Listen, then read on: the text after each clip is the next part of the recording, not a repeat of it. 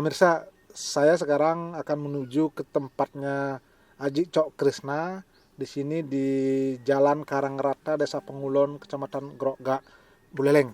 Dan di sini memang katanya beliau punya lahan hampir 25 hektar, jadi akan beralih dari usaha oleh-oleh akan menjadi seorang petani seperti yang dikatakan sebelumnya. Jadi ada sekitar 25 hektar. Dan hari ini akan mencoba untuk menanam kacang bersama para petani. Dari 25 hektar itu akan 7 hektar dipakai untuk bercocok tanam lahan kacang. Nah, kita lihat yuk bagaimana prosesnya. Mari kita ikuti bersama.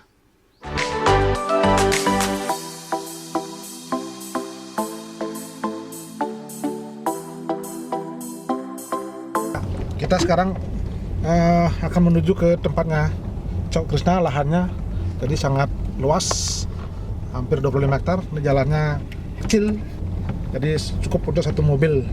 Jadi kita ingin tahu seperti apa kondisi lahan dari milik Aji Cok Krisna. Yuk.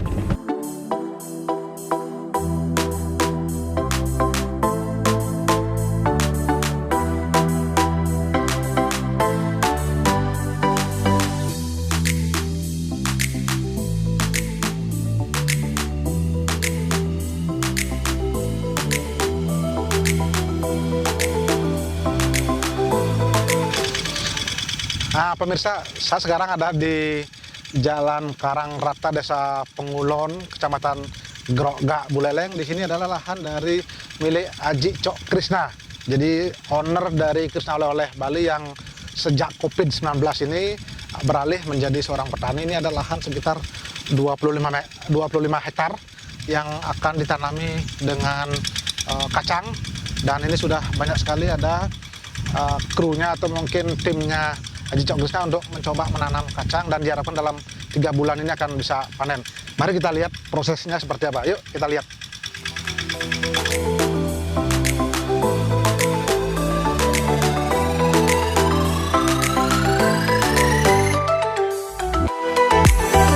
Nah, pemirsa, ini sekarang kita udah langsung ketemu dengan Aji Cok Krisna yang lagi menanam kacang. Kita sapa dulu ya. Om Swastiastu, Ji. Om Swastiastu. Waduh, Aji, luar biasa. Sini dulu, Ji. Kita ngobrol-ngobrol ini.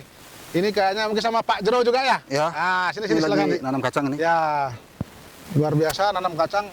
Mungkin topinya bisa dibuka, Ji. Ini jadi panas-panas pemirsa, ini beliau sekarang lagi nanam kacang di lahannya yang hampir 25 hektar ya.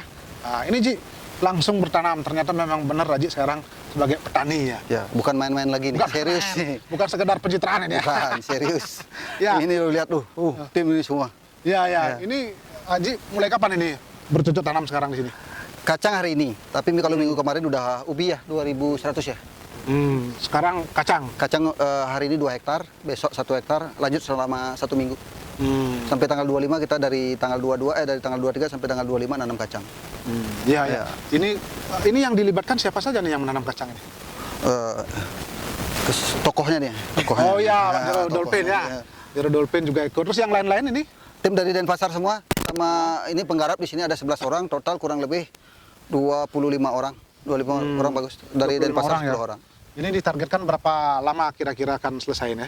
Kalau melihat tim yang 25 orangnya hari ini aja 2 hektarnya habis. Besok 1 hektar paling setengah hari. Setengah hari. Nah, karena ini kan lahan 25 hektar kan tidak lokasinya di sini aja. Lokasi yang mungkin yang di mana cocok untuk kacang, yang di mana cocok untuk pisang, di mana cocok untuk ubi gitu. Ya. Ini kacang apa namanya? Kalau ada jenis-jenisnya nggak yang ditanam ini? Kacang apa namanya ini? Kacang tanah. Kacang. Jenisnya kacang tanah itu aja ya. Pak, kacang apa namanya ini, Pak?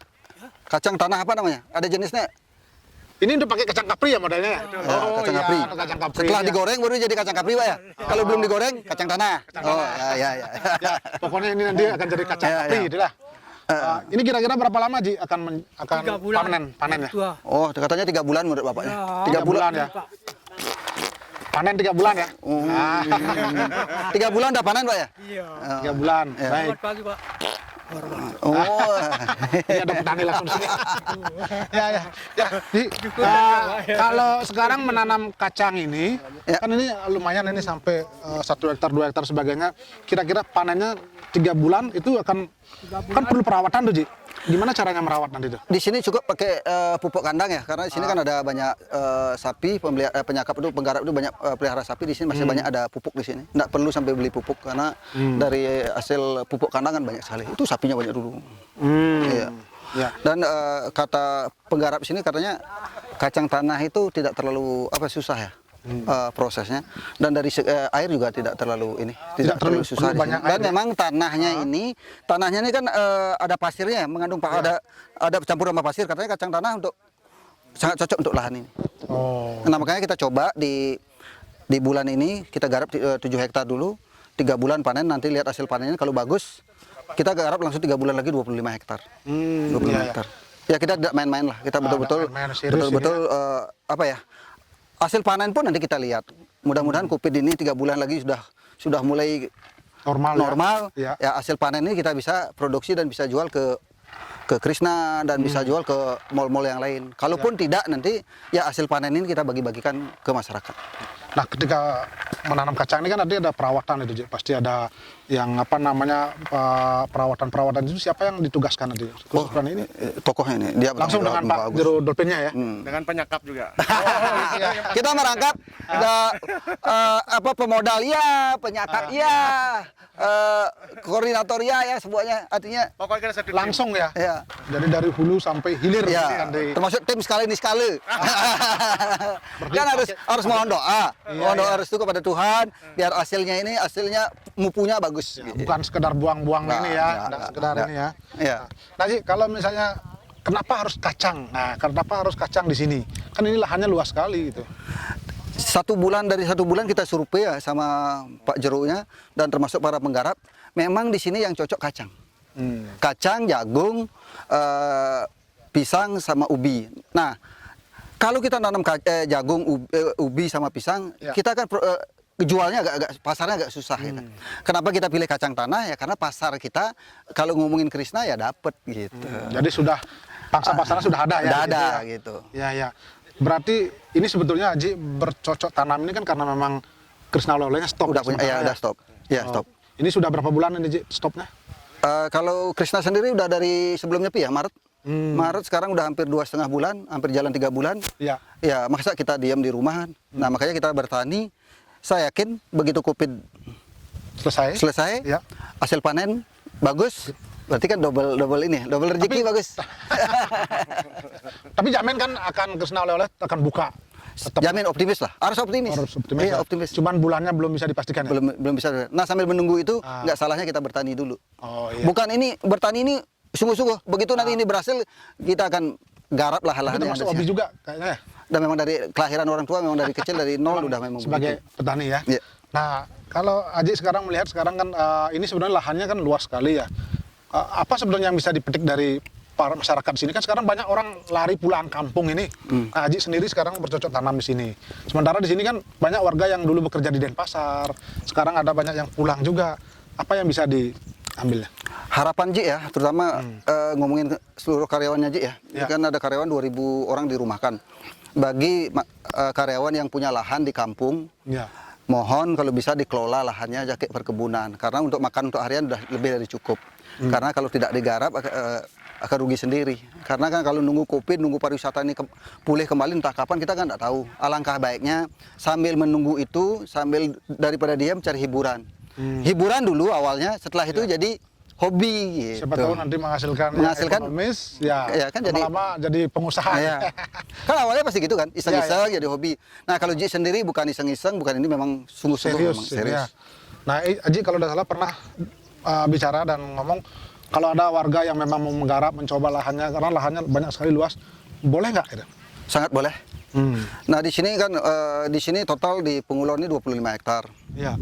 Di Unggahan ada 5 hektar. 3 Wase ada 1 hektar, di mana lagi ya? Ularan ada 5 hektar. Bagi masyarakat, apalagi karyawannya Ji yang mau memanfaatkan, mau mencoba, nggak masalah. Yang penting serius. Dan kita siap modalin, ya siap modalin dan beliau Pak Jero ini siap ini untuk kontrol 1 bulan. Setiap minggu sekali untuk datang ke Bali Utara. Iya. Ya, betul. Ya kalau ini enggak kurang apa nih Kupte. Enggak kurang apa Ya, tapi seneng gitu loh, seneng. Karena hobi juga. Hobi. Ya. Hobi yang itu. Ya. Selain lahan di sini Jik, ada di tempat lain yang kira-kira akan coba juga dikembangkan? Kita fokus dulu di 3 bulan pertama yang 25 hektar karena ini aja 25 hektar rasanya udah luas sekali. Setelah 3 bulan kita lihat hasil panen 3 bulan. Ya. Setelah 3 bulan kita hasil panennya kalau bagus, oh berarti kan kita semangatnya semakin tinggi ya. Kalau nggak bagus kita berbenah lagi, perbaikan lagi di mana. Oh ya, saya dengar juga Aji kemarin sempat berdiskusi dan berbincang dengan Pak Bupati ya, Ya. Bupati Buleleng itu. Gimana respon kira-kira pemerintah di sini? Ya kemarin pas diajak main ke vilanya yang di Tamblingan kan. Ya. Di sana kurang lebih kita dari jam 2 sampai jam 6 responnya sangat bagus dan beliau sangat mendukung dan beliau sering lihat story-nya Ji di pertanian. Oh, iya, Dan bahkan Pak Bupati sebentar lagi datang. Oh gitu ya. Iya. Mudah-mudahan nanti kita bisa Iya, tahu bentar lagi bahwa datang. memang real seperti Iya, ini ya. iya. Nah, baik Haji, nanti silakan Haji lanjutkan lagi. Nanti kita akan ngobrol lagi ya. Iya. Nanti setelah Haji mungkin menanam ini, nanti kita ngobrol lanjutkan lagi ya. Ya, terima kasih Pak Gis. Ya, ayo. Ya. Pemirsa nanti kita lihat. Ini jadinya nggak nanam kacang nih, makan kacang. Ayo silakan Haji ya. Ya. Ayo.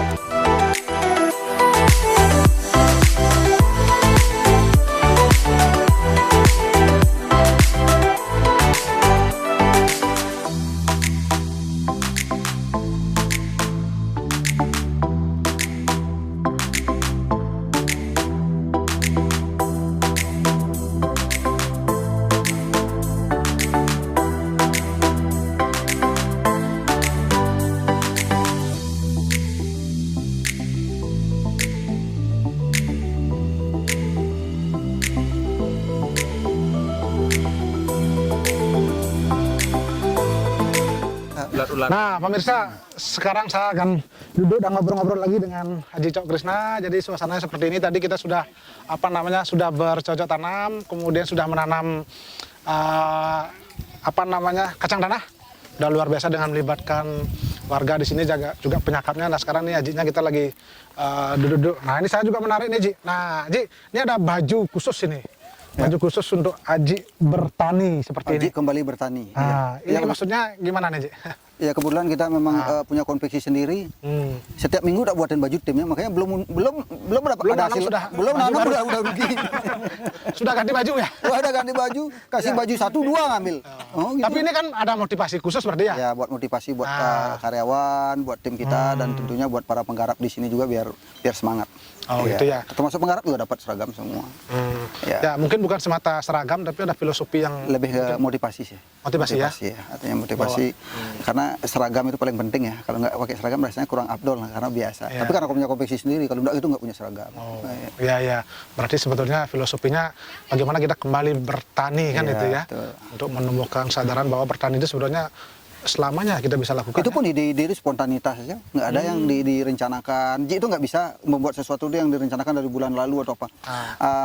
Sekarang pulang, malamnya tidur santai, ada terus ada ide apa besoknya langsung muncul gitu. Iya. Ya, ini sekarang kan tadi sudah selesai kita menanam kacang tanah, kemudian kita biasanya Haji mungkin akhiri dengan semacam megibung bersama seperti ini ya. Makan siang. Nah, kita buat makan lesehan megibung ya. Kalau Karangasem namanya megibung ya. Ini udah saatnya kita kembali ke zaman dulu. Nah, ya, zaman dulu tetap paling enak dibandingkan dengan situasi Covid ini ya, kita kembali ke zaman dulu. Ya. Artinya dalam suka dan duka sebetulnya kita masih bisa bersama-sama kan itu ya. Iya. Nah, sekarang ketika kita sudah anggaplah selesai, mungkin nanti akan menunggu proses pemeliharaan, kemudian masa panen dan sebagainya. Ada nggak rencana-rencana Haji yang kira-kira lagi yang harus digarap lagi apa sih itu? Yang pasti ya untuk di 3 bulan pertama ya kita garap yang 10 hektar dulu. Nah, setelah 3 bulan bagaimana hasil pertanian dari kacang tanah ini, kalau mudah-mudahan Asungaro kalau bisa bagus, kita akan garap sisanya lagi 15 hektar. Berarti sampai akhir tahun ini kita target 25 hektar udah tergarap.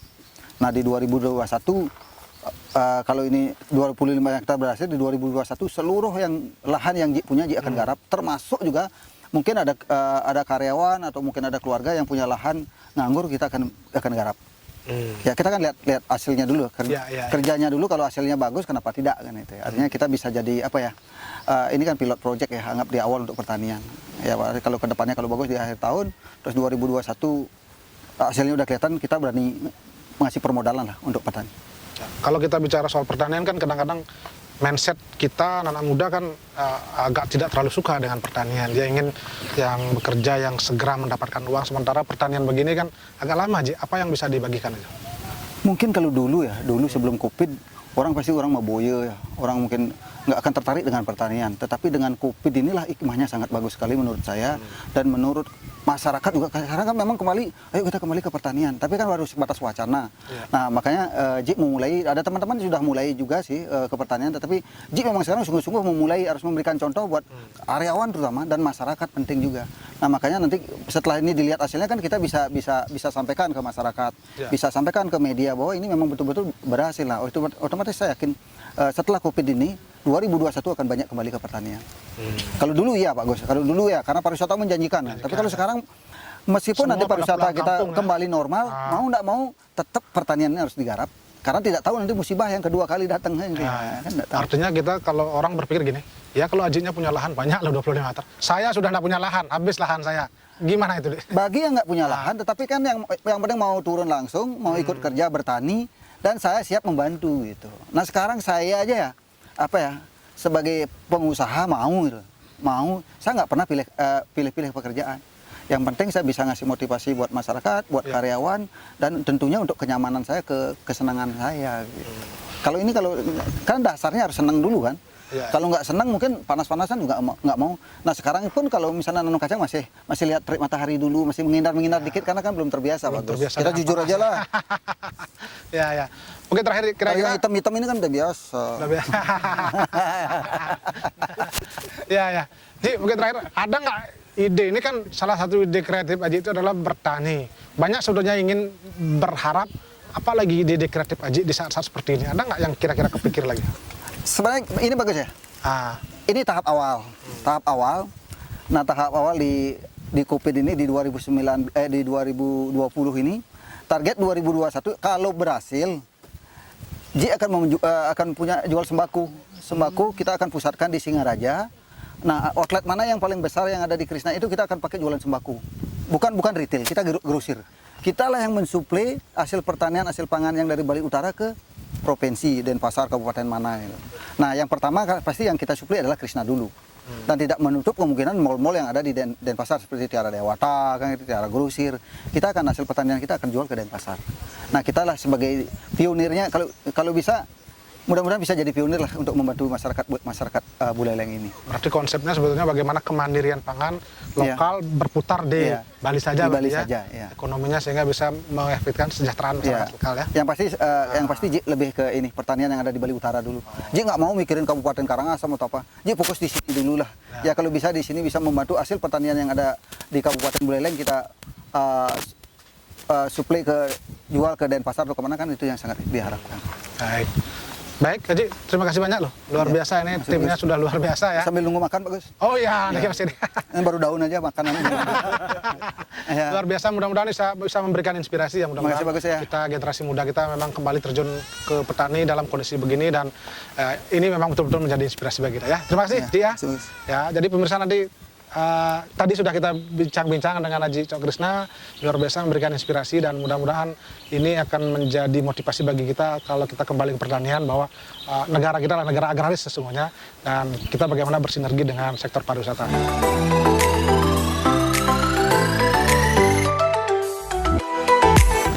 Nah pemirsa, saya sekarang masih di kawasan Pengulon, Grogak. Luar biasa ini ternyata hadir Pak Bupati Buleleng, Bapak Putu Agus Ranyani langsung, jadi meninjau kebun atau mungkin lahan yang digarap oleh Haji Cok Krishna.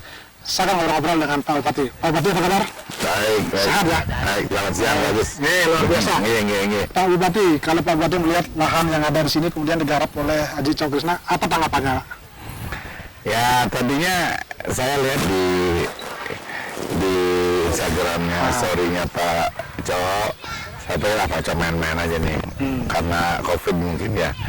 Tapi saya dengar dari beberapa teman lahannya cukup luas, mungkin hampir 25 hektar di sini, dan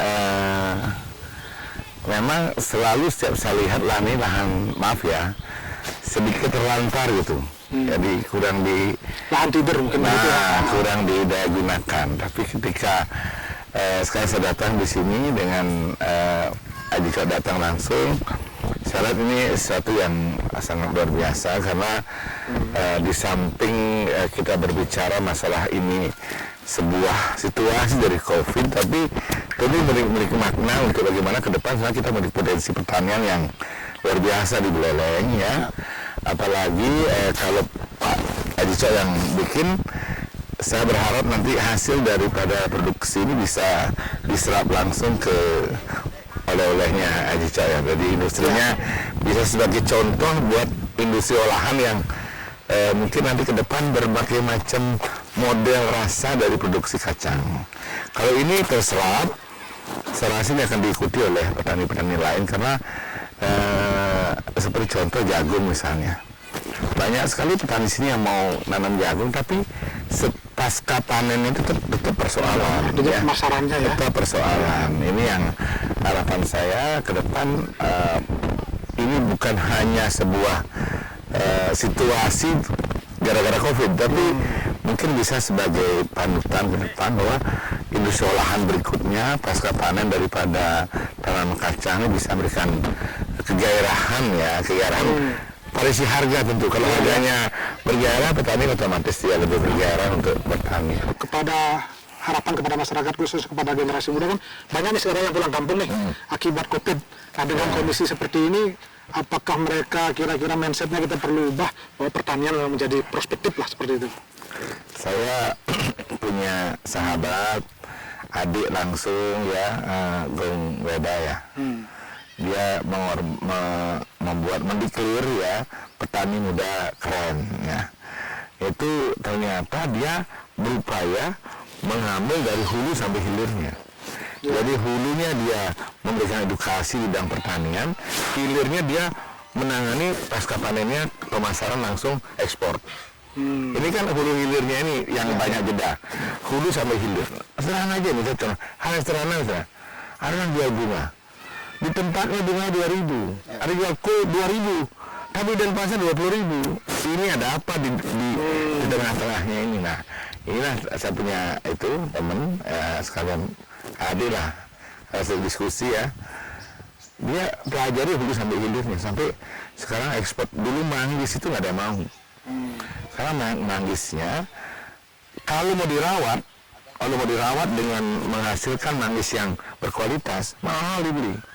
Dulu manggis kan dibuang, sehingga sampai maaf ya orang Bali bilang apa ya, kes itu rusak dia. Itu kurang memiliki daya jual, kurang menarik. Packingnya kurang menarik ya, gitu. Rasanya, ya. Jadi rasanya kemudian menjadi menarik gitu. Sama kayak mangga misalnya. Coba Pak Agus main ke Takashimaya lihat mangga. Pak Agus nggak jarang ketemu mangga aromaan di sana. Yang dilihat adalah gudang bincung. Ya, yang kecil-kecil segini nggak Cirebon.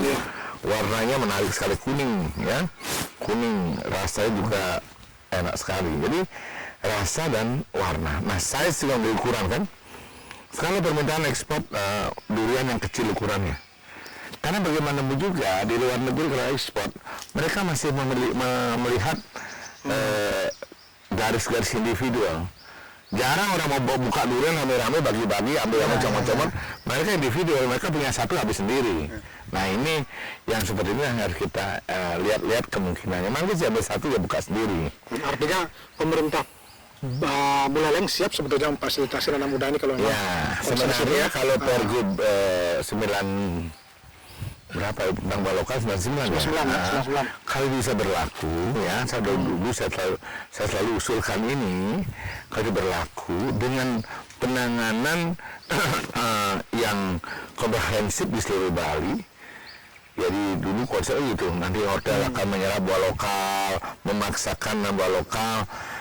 Nah, kemudian akan dibarengi dengan peningkatan quality, kualitas. Sehingga secara kualitas dia akan jumlahnya meningkat, tapi secara quality kita berusaha juga karena tuntutan buah kita bisa dibeli, kalau baik kita akan dibeli.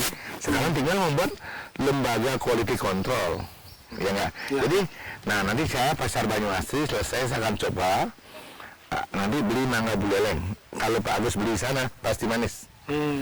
Saya mau coba itu pasti manis, tapi harganya beda.